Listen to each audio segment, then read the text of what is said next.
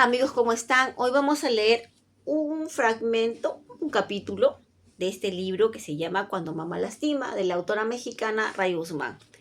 Este capítulo va a abordar el tema de la herida de rechazo. Se llama Desde el abismo. Nunca pensé vivir más de 70 años. Desde que era un niño he tenido una fantasía recurrente. Sueño que camino por una vereda angosta, bajo la luz de la luna, y que de pronto aparece frente a mí una mujer vestida de blanco, con largos cabellos plateados, que toma mi mano y me guía hasta un precipicio. Una vez allí, señala el abismo y después me empuja. Caigo. Despierto bañado en un sudor frío. Respiro profundamente y enciendo la luz. Se repite una y otra vez durante toda mi vida.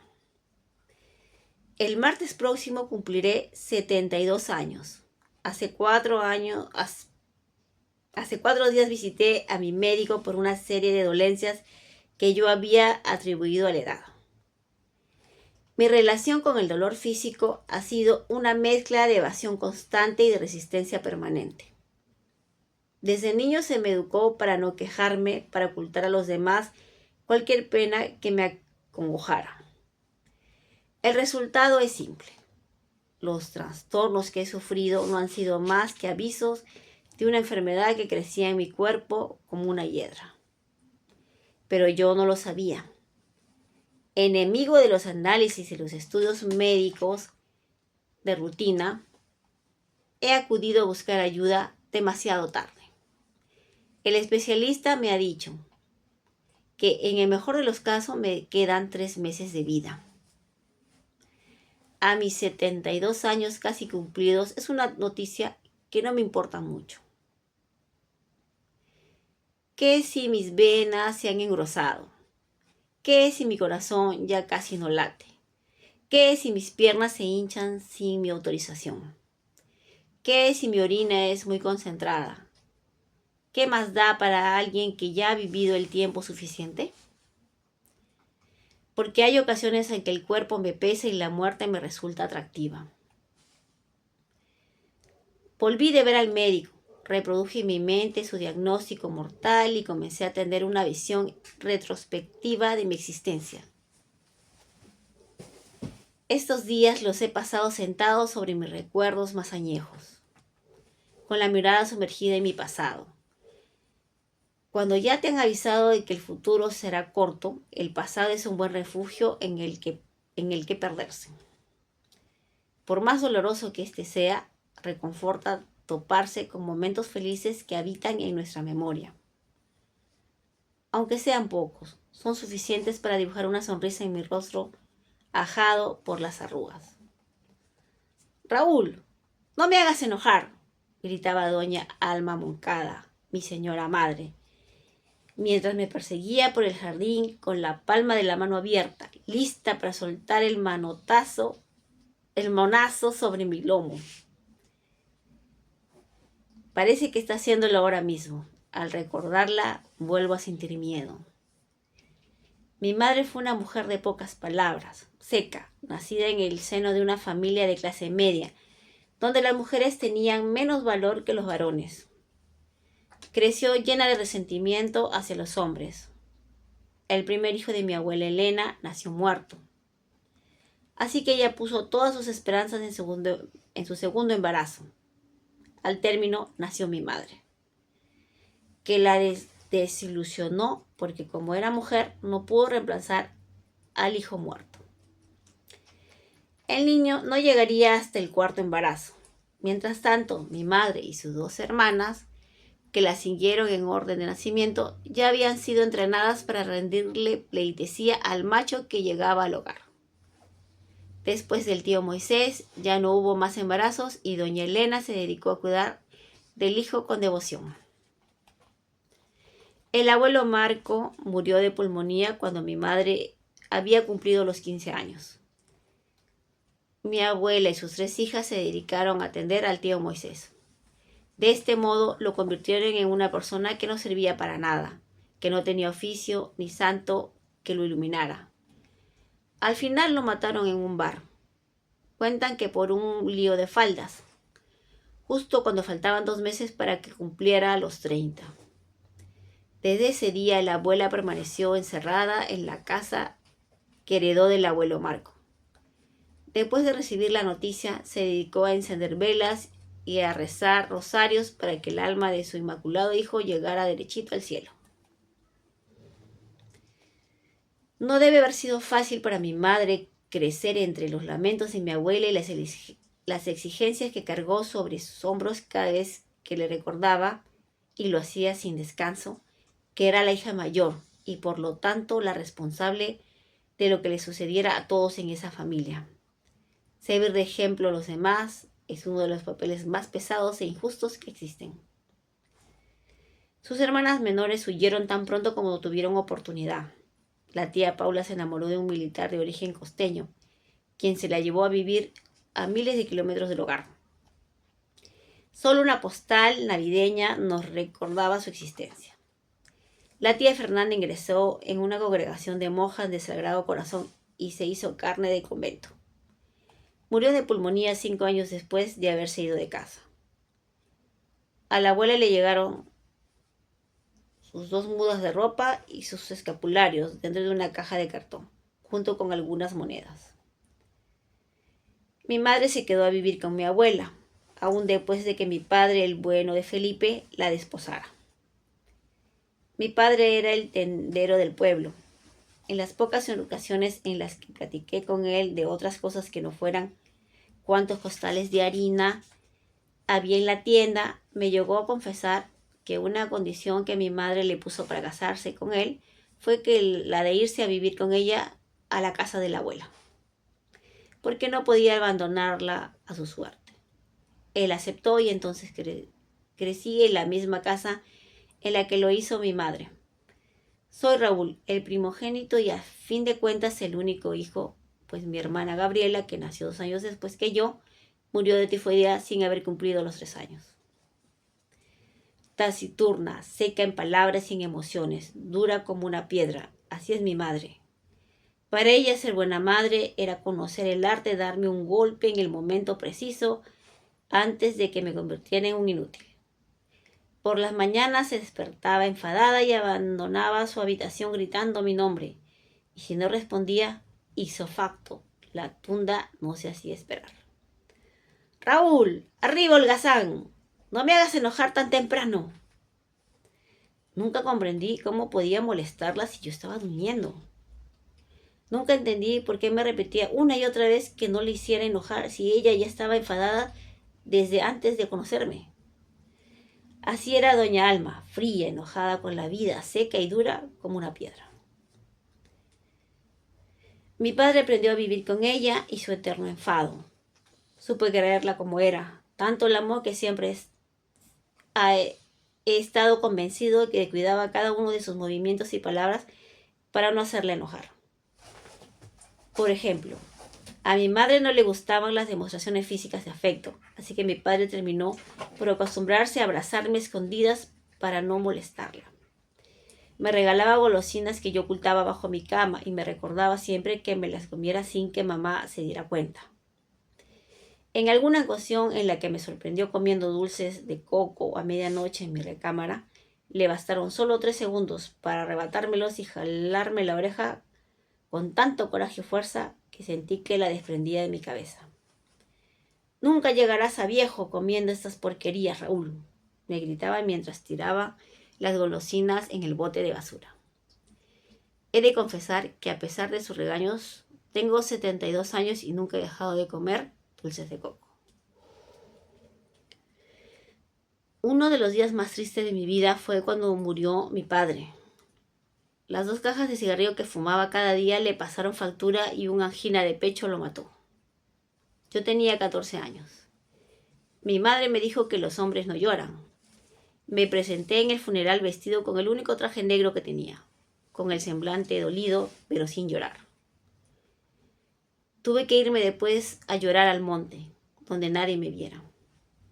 Ella se puso de luto y cubrió su cabeza con una mantita de encaje negro. y así vistió el resto de su vida. A veces creo que ese día ella se sintió importante, que el papel de viuda digna ha sido el que más le ha gustado interpretar. Tal vez por fin tenía un pretexto para mostrarse ante todo su cara adusta y la frialdad de su mirada.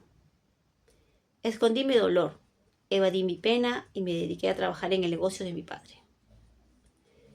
Ese día me despedí de mis tardes correteando por el campo con mi amigo Pepe y de mis mañanas en la escuela.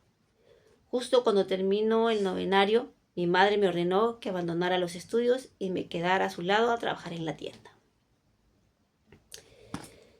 Al rumbo de mi patética historia lo cambio por completo don Anastasio, un proveedor de jabón que distribuía su producto a lo largo y ancho del país. Cada semana que llegaba a la tienda me contaba cosas del mundo exterior, de los cambios en la política, en la industria, y me mostraba fotografías de los lugares que visitaba. Me hacía soñar con un mundo diferente, anhelar una vida distinta. Don Anastasio fue quien me informó que yo era bueno con los números y que sin problema alguno podía conseguir una plaza en la escuela nocturna de contabilidad. Cuando se lo comenté a mi madre, ella se puso furiosa y como siempre me advirtió que no le hiciera enojar, que dejara de pensar tonterías y me dijo que un muchacho como yo estaba destinado a cuidar de ella y del patrimonio que nos había dejado mi padre. Pero no la escuché. Por primera vez dejé de ser el hijo obediente y respetuoso. A pesar de sus reproches, acepté la propuesta de don Anastasio y me metí a estudiar en la escuela nocturna de contadores. Era una pequeña academia técnica mercantil de poca monta, pero en aquellos años cualquier lugar de estudio era bueno para labrarse un futuro mejor. El carácter de mi madre se endureció todavía más. Dejó de hablarme y me ignoraba día y noche. Las únicas palabras que cruzaban con ella hacían referencia a las cuentas. Eso pasaba los sábados. El resto de la semana me dejaba el plato con comida sobre la mesa para que lo recalentara a mi conveniencia. Lo peor vino cuando terminó los estudios de contabilidad y uno de los profesores me ofreció trabajar en su despacho. Eso implicó contratar a un ayudante de la tienda y dejar que un extraño estuviera al cuidado de nuestro patrimonio. Mi madre se encerró en su pequeño mundo a honrarla a la memoria de mi padre entre velas y cristos. Salía temprano de casa para la misa y después se dedicaba a tejer mantillas de encaje detrás del mostrador de la tienda. Las vendía los domingos a la salida de la iglesia. Nunca me perdonó tener deseos de superación. Nunca olvidó que yo hubiera elegido vivir mi propia vida. Dicen que no te puede ir mal en todo, y ese fue mi caso. Pese a la penumbra que rodeaba mi relación familiar, llegó el éxito profesional. Me mudé a la capital y dejé a mi madre al cuidado de doña Catalina, una buena mujer que por unos cuantos pesos soportaba su mal carácter y sus gritos. Con el paso de los años, la tienda ya solo generaba números rojos, así que decidí cerrarla. Otra osadía que mi madre no me perdonó, a pesar de que cada mes yo le enviaba dinero suficiente para que pudiera vivir de manera holgada. Así lo hice hasta el último día de su vida. Me fui a hacer la mía, radiqué en la capital por unos años, después me fui a provincia y conocí a Lucía, quien me regaló 30 años de feliz matrimonio y 2 hermosos hijos. Hice fortuna, amigos, buenos negocios. Fui muy feliz al lado de mi familia. Ernesto, mi hijo mayor, estudió arquitectura y vive en el extranjero con su esposa, Sofía, y Samuel, mi nieto de 8 años. Silvia, mi princesa, estudió odontología y se casó con un médico cirujano. Vive en la capital y aún no me han dado nietos. Lucía murió de insuficiencia renal hace 6 años. Yo siempre estuve sano, nunca me he quejado de nada. Doña Alma me entrenó bien y aprendí a callar mis dolores y esconder mis males. Siempre he tenido miedo de hacer enojar a los demás. Hace 4 lustros que mi madre murió. Falleció un 15 de marzo. Pudo conocer a Lucía y a mis hijos, pero ni siquiera los nietos le ablandaron el corazón. Cuando mi familia y yo la visitábamos, se pasaba el rato regañando a mis hijos, advirtiéndoles que Si corrían por la casa podrían tirar sus velas y provocar un incendio. Permanecía callada observando a mi esposa y a mis hijos sin decir nada. A veces llegué a sospechar que le molestaba mi felicidad, que no perdonaría mi atrevimiento de vivir sin ella, ni a mí ni a las siguientes generaciones. La culpa me asediaba siempre, me lamentaba por pensar así de mi madre. Me enseñaron que un hijo jamás debe juzgar a una madre, y cuando me sorprendía haciéndolo me sentía el peor de los seres humanos. Notaba que caía en un abismo de tristeza, soledad y amargura. Hace 4 días, cuando el médico me dijo que me quedaba poco tiempo, me senté en mi sillón favorito y comencé a hacer una lista mental de los asuntos que había aplazado. Como buen tenedor de libros, llevo las cuentas al día y mi testamento está en orden. No debo dinero a nadie y a quien me debe lo liberé de la deuda. Quiero irme en paz, sentado en este sillón, esclavo de mi memoria. Me he dado cuenta de que esa paz que necesito para irme no es posible porque moriré con algo inconcluso. Cierro los ojos y me veo por esa vereda caminando. La luna ilumina el sendero. La mujer de largos cabellos plateados aparece y me empuja al abismo. Me doy cuenta que moriré sin que mi madre me haya dicho una sola vez, te amo. Lloro, respiro hondo, despierto, enciendo la luz. Ese abismo en el que me veo cayendo desde que soy un niño no es otra cosa que el vacío de cariño que siento. Puede parecer ridículo que a mis casi 72 años esté aquí como un niño encogido en el sillón, suplicando que mi madre me diga que me ama. Puede parecer ridículo, pero es la verdad. Tal vez por eso soy un viejo cariñoso, un abuelo consentidor que regala dulces de coco a su nieto mientras lo mece sobre sus piernas. Tal vez por eso cada vez que hablo con mi Ernesto o con mi Silvia les digo cuánto los amo. Tal vez por eso fui un esposo fiel y amoroso. Tal vez por eso en el hecho de muerte de mi madre no dejé repetirle cuánto la quería, quizá esperando que ella respondiera yo también, pero nunca lo hizo. Y a mis impensables casi 72 años, lo que más deseo en estos momentos es un te amo de Doña Alma. Como buen creyente, espero que mi madre me esté esperando en la otra vida, que me reciba entre sus brazos y me diga aquello que se le olvidó decirme antes de su muerte. La perdono. Lloro, cierro los ojos y me veo caminando por una vereda iluminada por la luna. La mujer de largos cabellos plateados aparece. Me toma de la mano y subimos juntos hacia la eternidad.